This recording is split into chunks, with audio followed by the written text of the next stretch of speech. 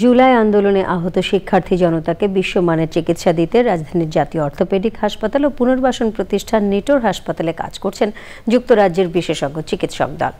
চিকিৎসা কার্যক্রম দেখতে বুধবার হাসপাতাল পরিদর্শন করেছেন স্বাস্থ্য উপদেষ্টা নূরজাহান বেগম এবং ঢাকায় British high commissioner Sarah Cook. আরও জানাচ্ছেন জান্নাতুল বাকিয়া কেকা। জুলাই আন্দোলনে আহত শিক্ষার্থী ও জনতার চিকিৎসা দিতে ৫ নভেম্বর ঢাকায় আসে যুক্তরাজ্যের বিশেষজ্ঞ চিকিৎসক দল। ৮৫ জন আহতের চিকিৎসা দেওয়ার পাশাপাশি ১৬ জনের সার্জারি করেছেন এই চিকিৎসকরা। বৃহস্পতিবার আরও ২ জনের সার্জারি করবেন এই বিশেষজ্ঞ দল। আহতদের দেখতে ঢাকায় ব্রিটিশ হাই কমিশনার সহ বুধবার নিটোর হাসপাতাল পরিদর্শন করেন স্বাস্থ্য উপদেষ্টা। হাসপাতাল পরিদর্শন শেষে উপদেষ্টা গণমাধ্যমের সাথে কথা বলার সময় একদল ব্যক্তির বিক্ষোভে অপ্রীতিকর পরিস্থিতি সৃষ্টি হয়।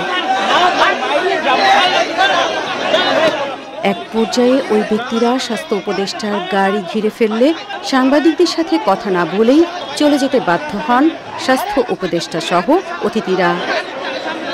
জান্নাতুল বাকিয়া কেকা, চ্যানেল আই, ঢাকা।